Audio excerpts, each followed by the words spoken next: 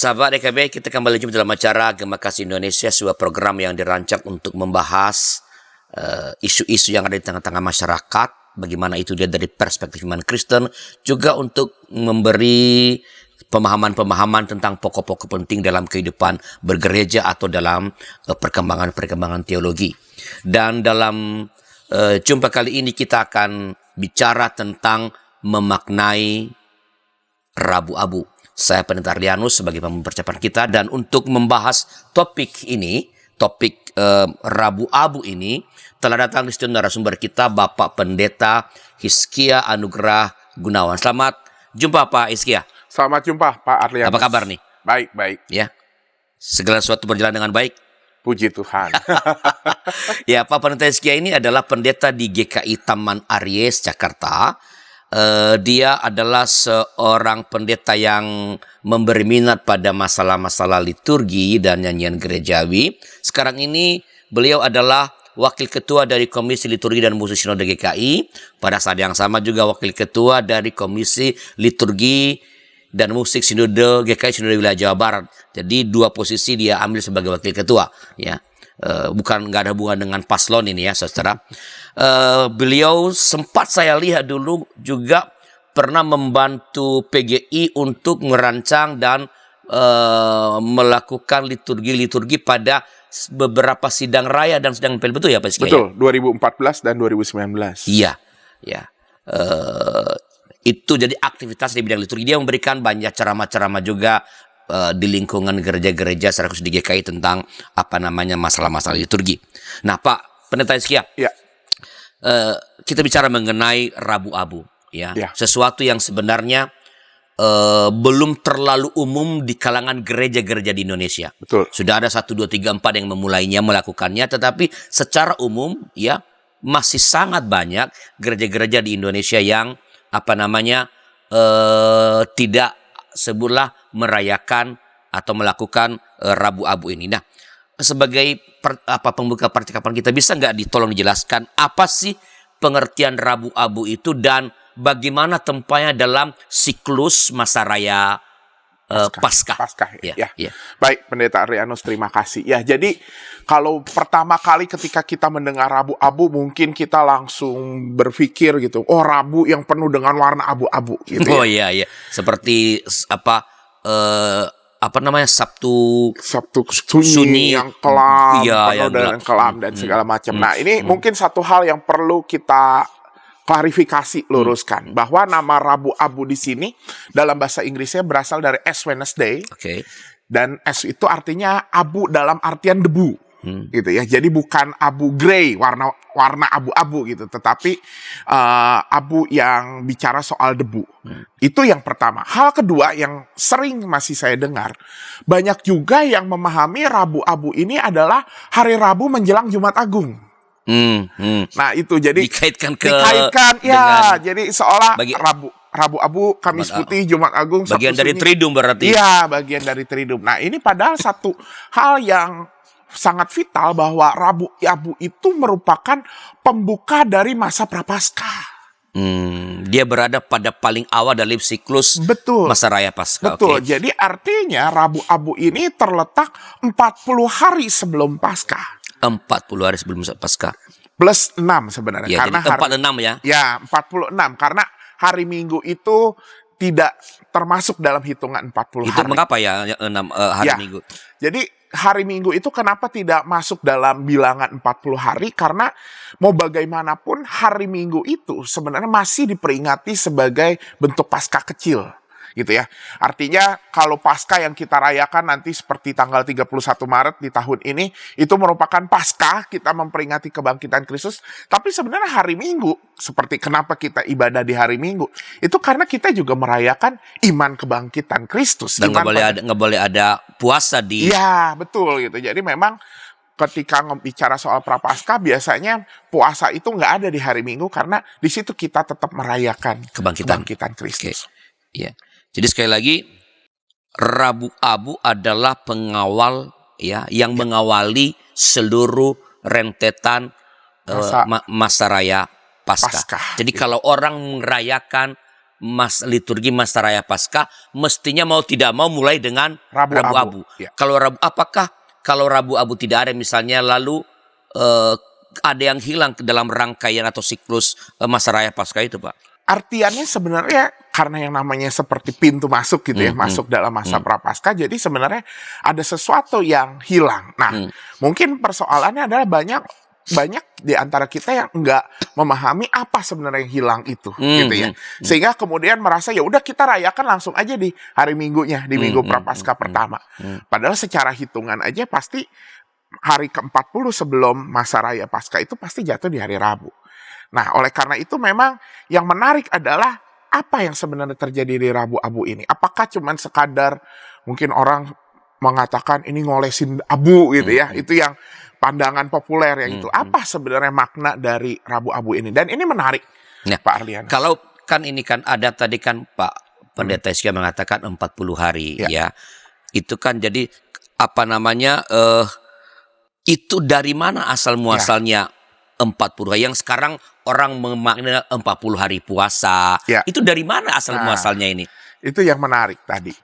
Jadi sebenarnya dalam sejarah gereja, hari Paskah itu bukan hanya dirayakan sekadar memperingati kebangkitan Kristus.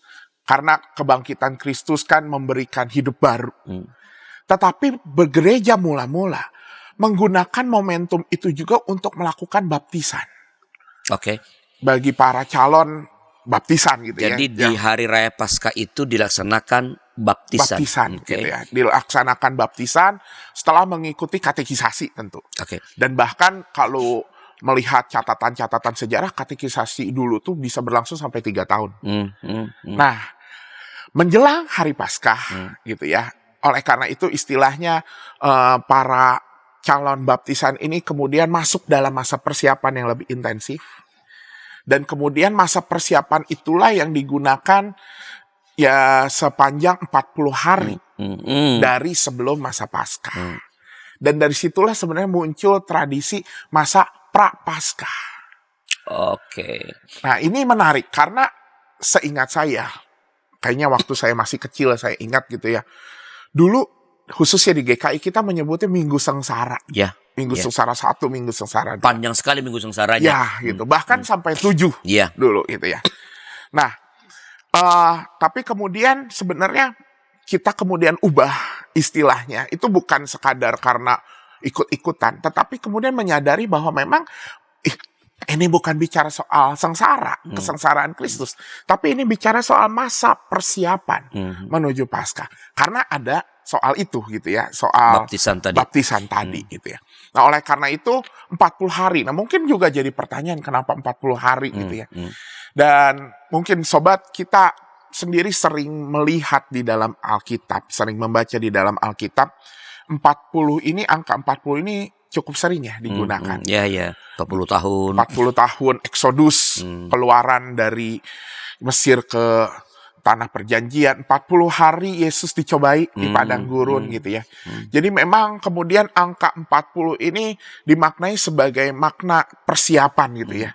Toh sebenarnya waktu masa Eksodus pun itu persiapan Israel masuk Tanah Perjanjian.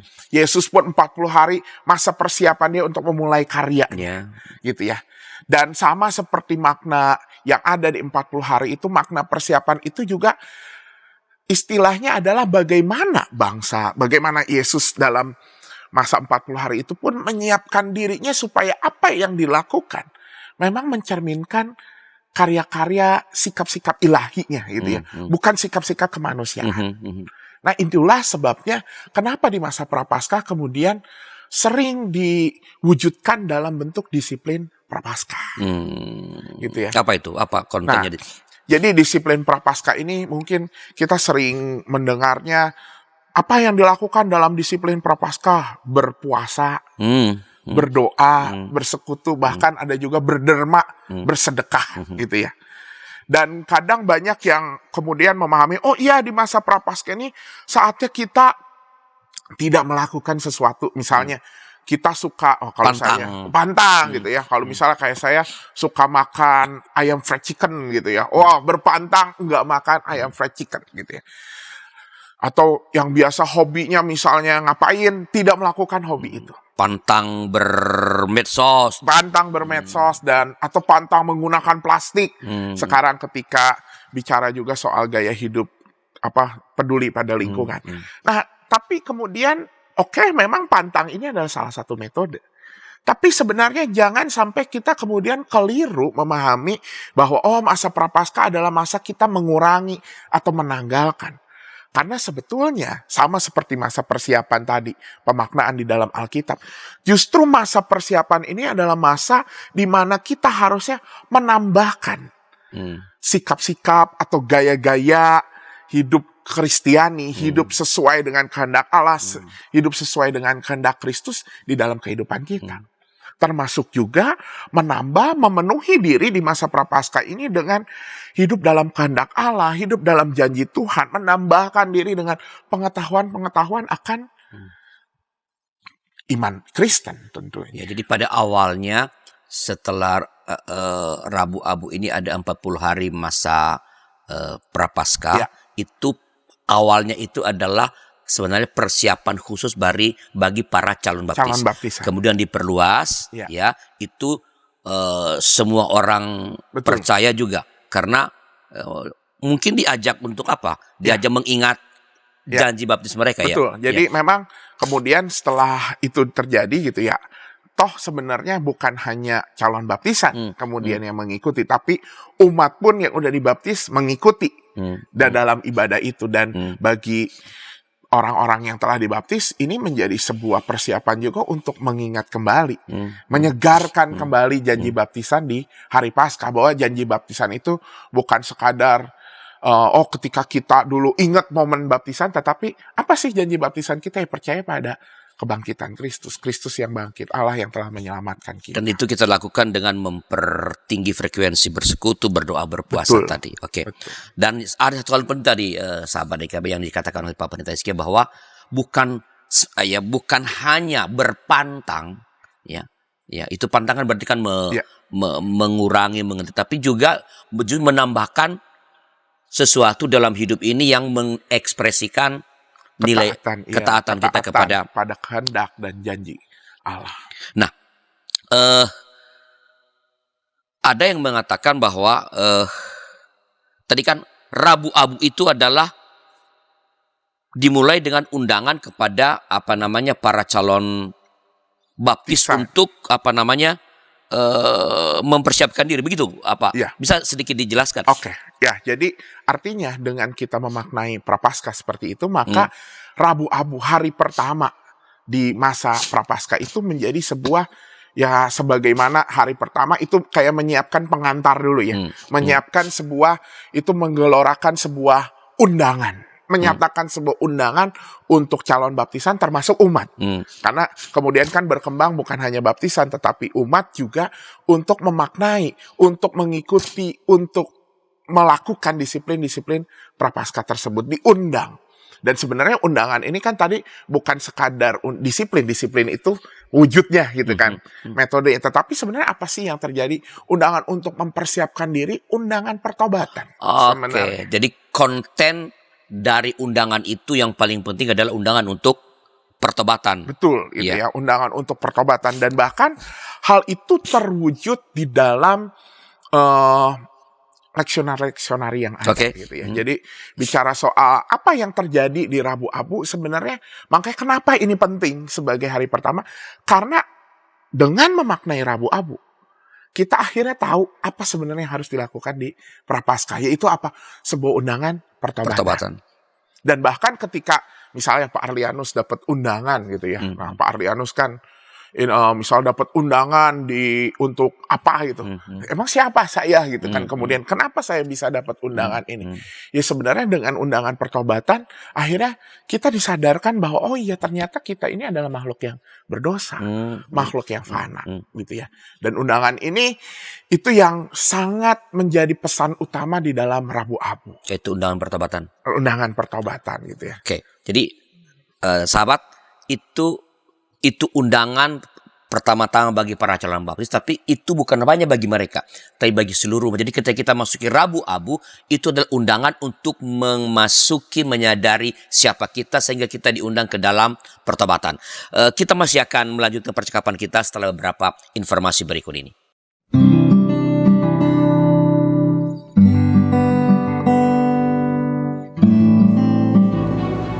Hi folks, this is Daily Spirit for Youth, a daily devotional that helps you grow closer to God and apply His Word to your life. Daily Spirit for Youth dapat Anda saksikan hari Senin sampai Sabtu pukul 4.30 waktu Indonesia Barat di channel YKB TV. Kita jumpa dalam acara Pembangunan Jemaat. Pembangunan Jemaat setiap Senin di minggu kedua dan keempat pukul 20 waktu Indonesia Barat. Dapat Anda nikmati di channel YKB TV.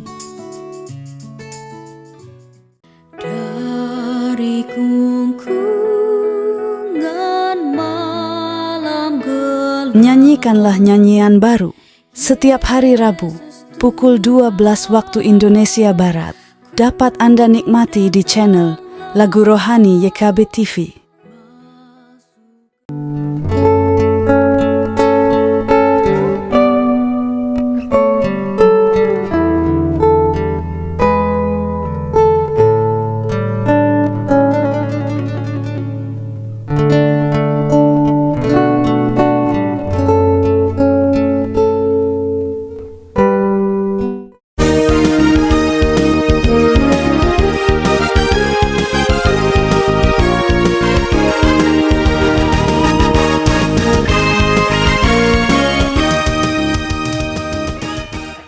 Masih bersama saya, Pendeta Aris Larosa dalam acara Gema Kasih Indonesia yang sedang membincangkan tentang memaknai Rabu Abu bersama narasumber kita Bapak Pendeta Hizkia Anugrah Gunawan.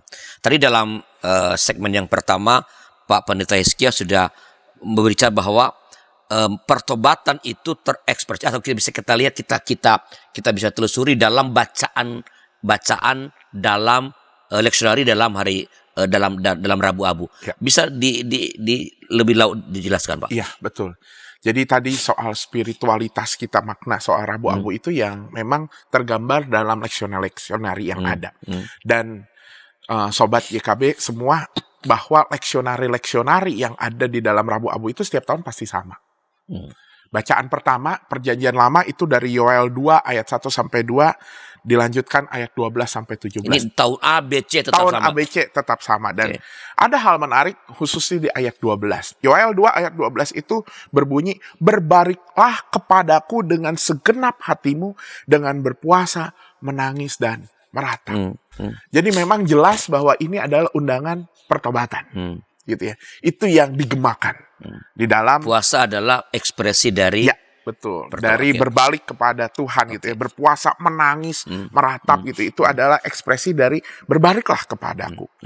Bacaan kedua, surat Rasuli itu dari 2 Korintus 5 ayat 20 sampai pasal 6 ayat 10.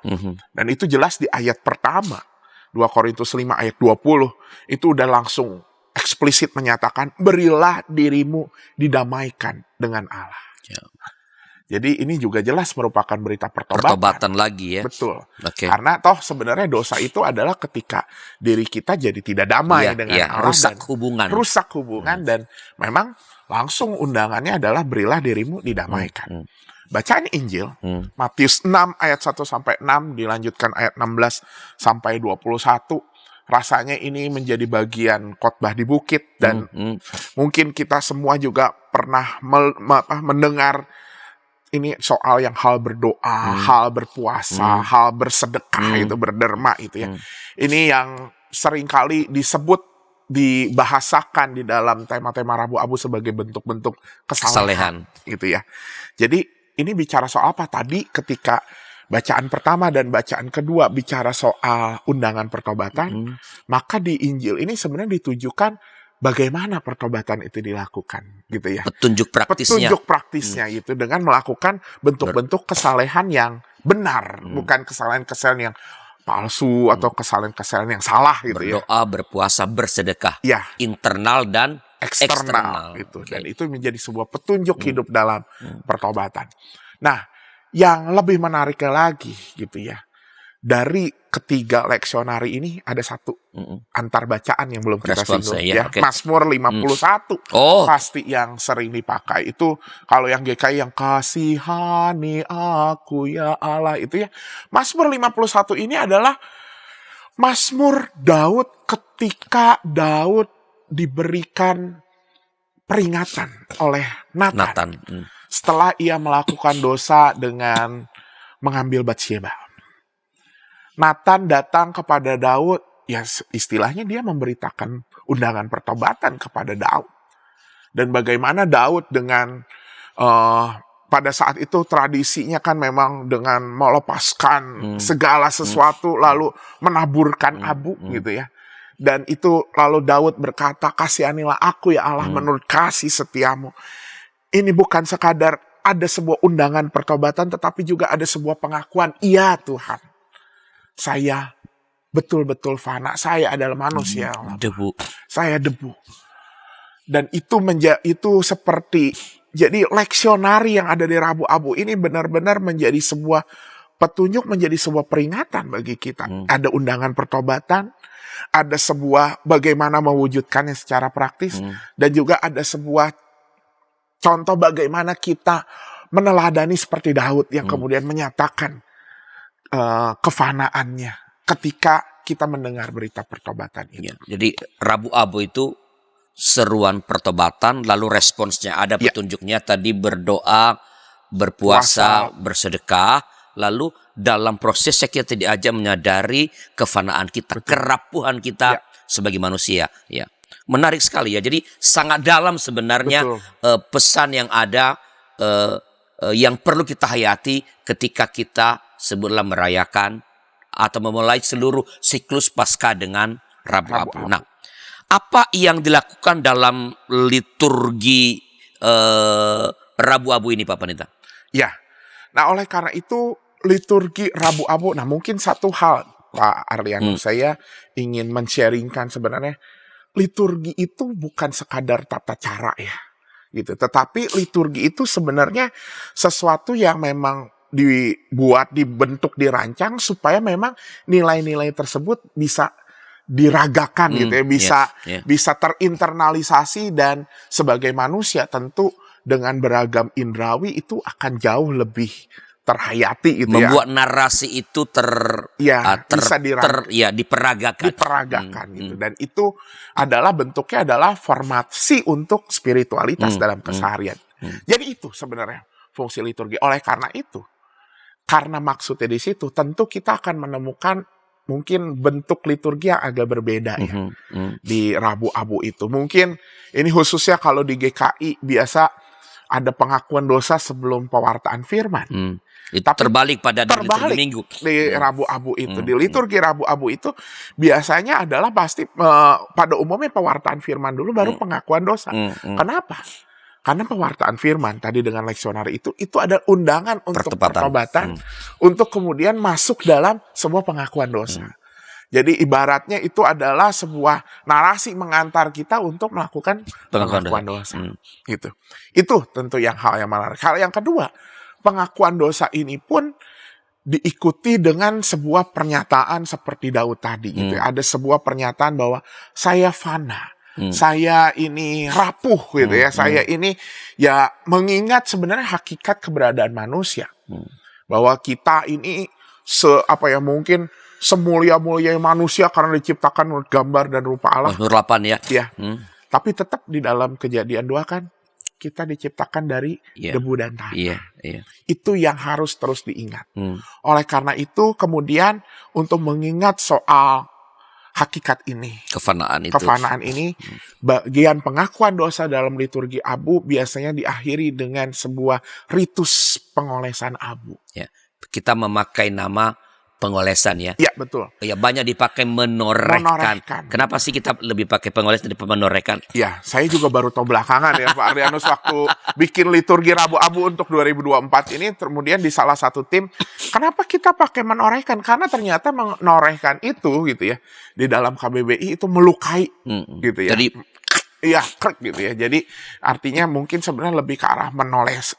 mengoleskan. Untuk saat ini kita pakai mengoleskan gitu. Dan ya jadi memang yang seperti dilakukan di Rabu Abu biasanya dioleskan di dahi gitu ya.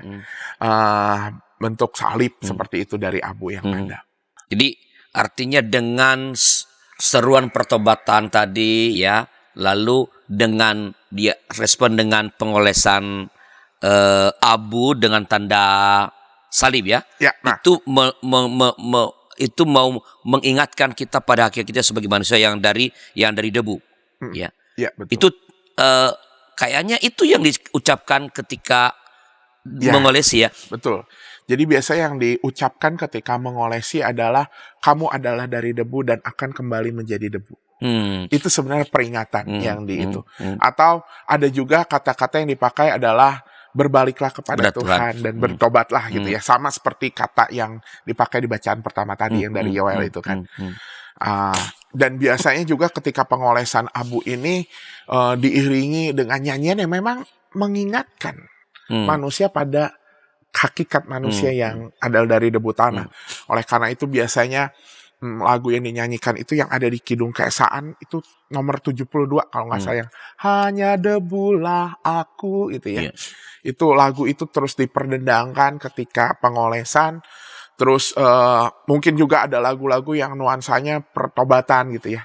Tahun lalu di GKI Sinwil Jabar kita memakai lagu yang berbaliklah kepada Tuhan gitu. Intinya adalah Mengajak momen orang. ini mengajak orang untuk mengakui kita adalah fana, mengakui kita adalah bertobat. Nah, karena itu memang kemudian sebenarnya simbol pengolesan abu ini juga bukan sesuatu yang wah ini kayak jimat atau apa gitu ya. Dan apalagi di dalam tradisi kita ini bukan sakramen. Ya. Gitu ya. Ini bukan sesuatu yang ini sebenarnya sebagai sebuah peringatan, cara secara ragawi untuk kita mengingatkan kefanaan. Dan ada yang menarik juga, Pak Arlianus. Kenapa kemudian dioleskannya di dahi? Karena ada yang nanya boleh nggak di tangan dan segala macam. Memang pada umumnya di dahi, kenapa? Karena di dahi itu mengingatkan kita ini kepala gitu ya. Dan istilahnya otak kita Yang mengatur ya keseluruhan. kalau tubuh otaknya kita. beres, segalanya beres. Betul. Gitu. Dan itu adalah kemudian diperingatkan, artinya apa? Biarlah otak kita yang mengatur segala sesuatu kita itu tetap terarah pada Tuhan. Nah, tadi kan Pak Pendeta mengatakan ini bukan sakramen. Ya. Itu bisakah itu berarti bahwa yang mengolesi abu itu ndak mesti pendeta, begitu?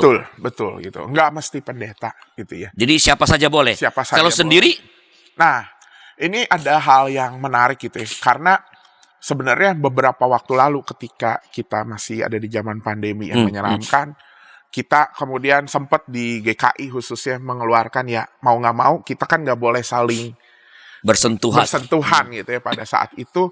Oleh karena itu boleh sendiri. Meskipun sebenarnya pada umumnya memang lebih baik kita saling mengoleskan. Kenapa? Karena sebenarnya supaya ada sebuah momen bahwa kita saling mengingatkan satu sama lain.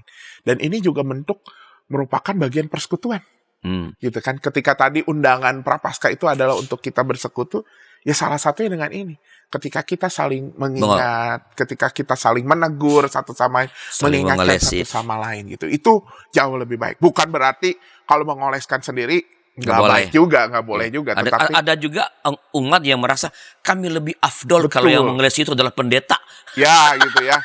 Jadi ya itu mungkin ini ya perasaan psikologis gitu. In prinsip sebenarnya siapapun boleh mengolesi. Ya.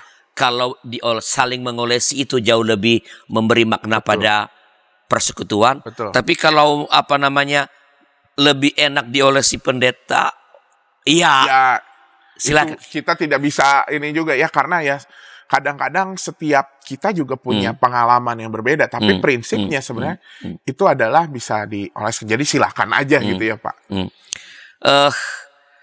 Saya ingin, ini kan kita udah ngolesin ya. Tapi kita belum bicara mengenai materi ini. Ya. Kalau kita mengolesi itu abunya itu apakah abu yang khusus, abu sembarangan, ya, atau abu yang dipersiapkan, abu yang harus didoakan? Kan begitu. Iya, Nah, ini akan kita bicarakan setelah beberapa pesan-pesan berikut ini.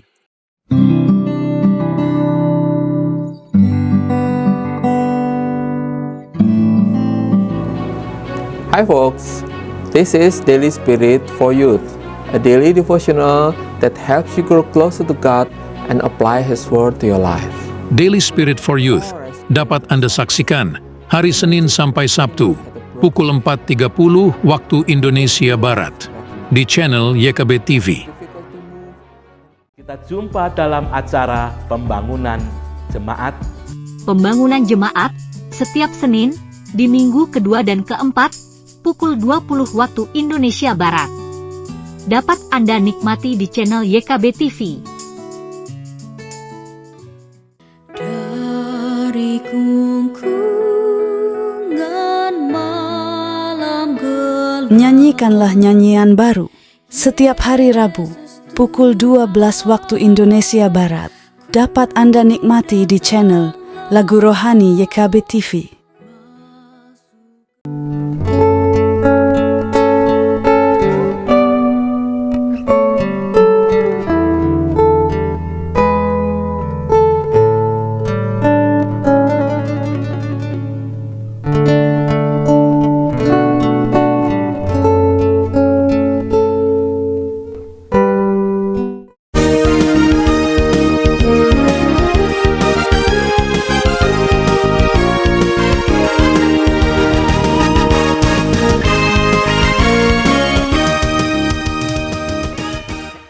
Masih dalam acara Gema Kasih Indonesia bersama saya Pendeta Saros sebagai bahan percakapan dan narasumber Bapak Pendeta Hizki Anugrah Gunawan. Kita sedang bicara mengenai memaknai Rabu Abu. Ini adalah segmen terakhir. Ya, bila para sahabat memiliki pertanyaan atau komentar atau kesan Anda terhadap acara ini selaku mengenai topik kita, silakan tuliskan di kolom komentar. Kalau ada pertanyaan, tentu Pak Pendeta Sekian nanti pada waktunya akan merespon pertanyaan-pertanyaan yang masuk. Pak Pendeta, tadi di ujung segmen kedua saya bertanya mengenai dari mana Abu. Ya. Sebelum ke sana Pak Pendeta, kan tadi di segmen 1 Pak Pendeta mengatakan bahwa masa 40 hari yang diawali dengan Rabu Abu adalah dalam rangka persiapan calon baptis. Walaupun kita ikut merayakan. Nah, ketika sebagian gereja-gereja sekarang ini tidak lagi atau banyak yang tidak menyelenggarakan baptis pada Paskah, apakah itu ada dua kemungkinan? Karena nggak ada baptis, kita menghilangkan semua masa Prapaskah. Karena untuk apa ada masa Prapaskah? Karena tidak ada baptisan. Atau sebenarnya kalau you merayakan Paskah, karena di Paskah itu adalah kebangkitan dan itu adalah tanda kita mengalami keselamatan, dan itu artinya baptisan sangat tepat untuk diselenggarakan pada itu. Itu di antara dua itu, kalau Pak Pendeta menganjurkan mana? Menghilangkan Prapaskah atau menghidupkan kembali tradisi baptisan? Ya. Ya, justru ini juga yang sedang digumuli secara khusus baik di saya tergabung di KLM Sinwil maupun Sinode gitu ya.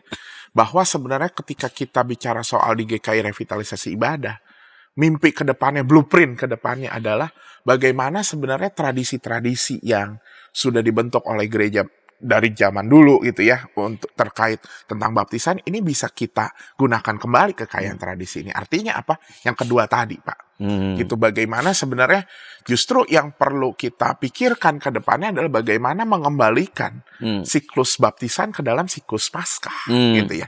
Supaya memang ketika yang dibaptis pun kemudian mendapatkan sebuah penghayatan yang jauh lebih kaya gitu ya, bahwa ini adalah hidup baru. Dan saya yakin ketika ini diragakan gitu ya, ada momen baptisan itu akan jauh lebih dalam kali ya, terinternalisasi tema soal hidup baru di dalam Kristus. Nah, justru maka oleh karena itu apakah ketika mendengar ini langsung ganti gitu ya Pak Arlianus gitu ya. Ya tentu artinya ketika kita belum merayakan baptisan di Paskah, bukan berarti kita juga harus meninggalkan Prapaskah ini. Biarlah ini menjadi sebuah proses untuk kita kemudian kembali ke dalam kekayaan tradisi tersebut gitu. Karena ya sepengetahuan saya kalau dalam hidup berjemaat ya. Kadang memang urusan soal baptisan ini kalau Agak di ruwet, gereja ya agak ruwet karena ngomongin katekisasinya kapan, program kerjanya gimana gitu. Dan juga akhirnya memang sudah ada seolah keterpisahan antara pelaksanaan sakramen dengan tahun liturgi.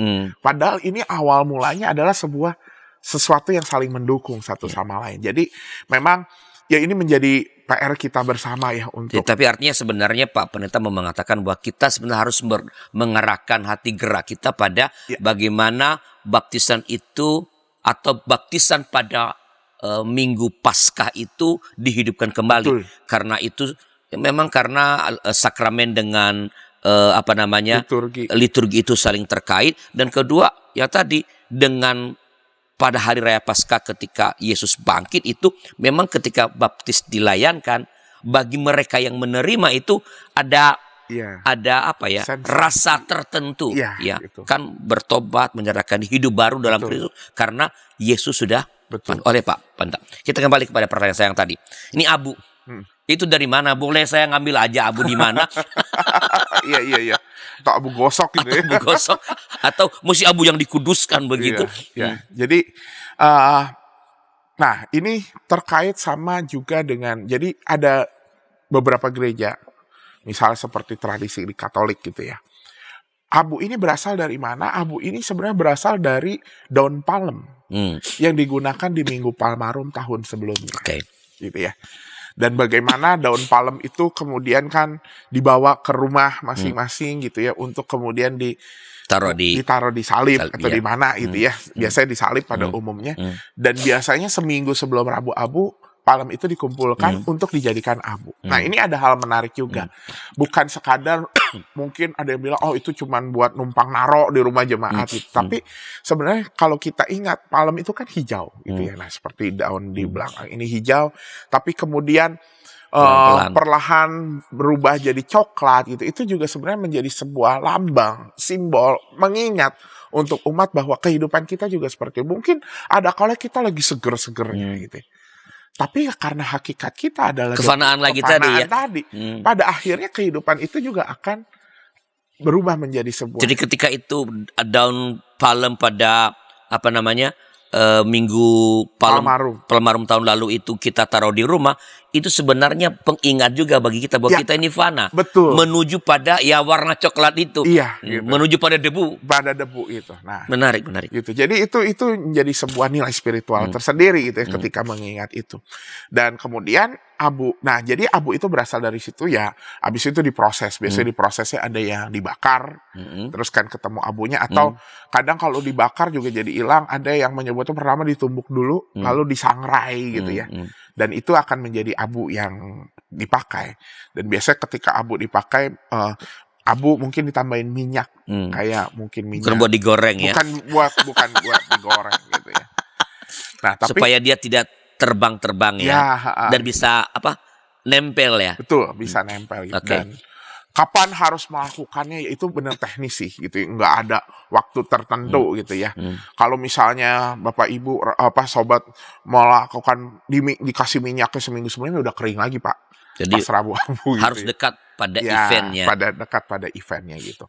Nah, tapi gimana kalau yang nggak punya tradisi untuk Minggu Palmarum gitu ya, untuk menaruh, karena beberapa ya udah daun palem ketika Minggu Palmarum udah selesai gitu ya. Ditinggal di gereja. Gitu. Maka abu itu juga bisa berasal dari dari daun.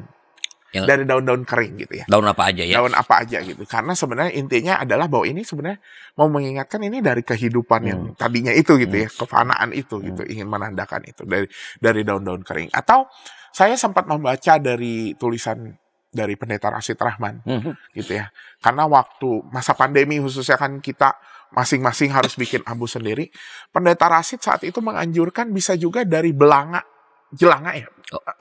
Yang di balik pantat panci itu gitu ya, itu abu. Ini juga ada pemaknaannya. Kenapa dari situ? Karena abu yang berasal dari situ itu kan dari api.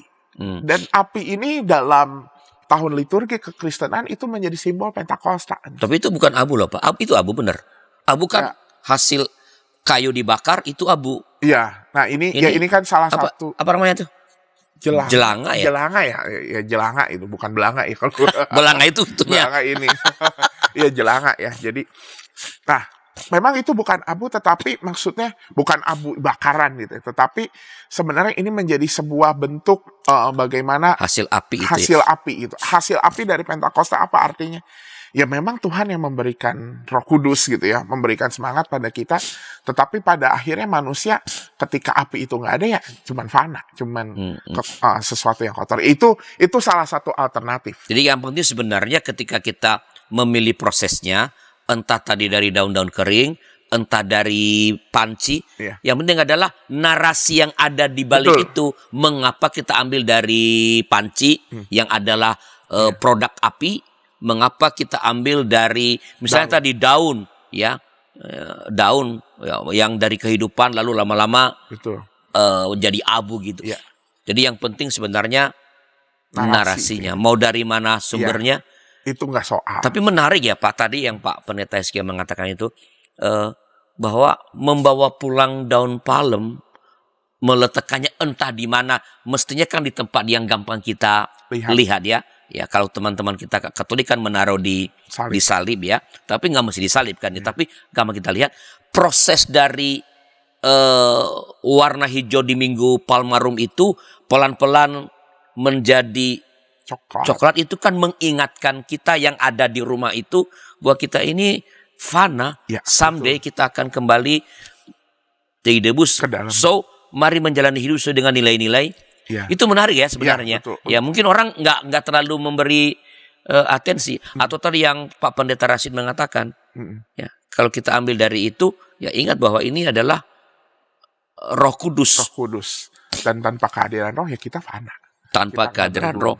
Itu narasi itu. Mungkin itu narasi itu yang bisa kita munculkan, sobat, di dalam narasi-narasi liturgi Rabu Abu gitu. Jadi ketika kita ada dalam Rabu Abu, ini salah satu bentuk kreativitas dalam liturgi gitu.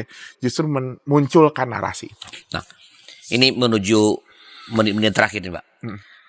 Sering sekali kita mendengar, saya juga mendengarkan ya, bahwa ini gereja Protestan ini kok meniru gereja Katolik. Kan Rabu itu kan Katolik, ya. Kenapa ikut-ikutan dengan Katolik? Ada malah dulu anggota jemaat bilang ke saya, Pak Parlianus, saya tuh dulu keluar dari Katolik karena saya nggak terlalu suka tuh kayak gitu-gitu. Saya pindah ke GKI. Sekarang GKI malah jadi kayak Katolik. Ini Rabu Abu itu kan tradisi Katolik, Pak Pendeta. Gimana Pak? Iya. Tradisi untuk mengaku dosa dengan pengolesan abu gitu ya, bahkan menaburkan abu seperti yang tadi kita ceritakan dalam Daud itu muncul di dalam Perjanjian Lama. Maka sebenarnya tradisi ritus penorehan abu sangat tua sekali, sangat tua, jauh sebelum gereja sendiri itu berdiri, gereja perdana berdiri, ini udah ada dari zaman Perjanjian Lama. Itu yang pertama. Dan yang kedua, bahwa ini juga pemaknaannya bukan ngomongin ikut-ikutan gitu ya, tetapi justru tadi liturgi itu kan sesuatu yang diragakan, yang bisa memformasi. Karena itu narasi perlu kuat memang untuk ngomongin soal ritus-ritus ini. Dan Rabu Abu, pengolesan abu di sini adalah sebenarnya untuk membuat jemaat memiliki pengalaman ketika diundang dalam pertobatan tersebut. Itu kan makna utamanya.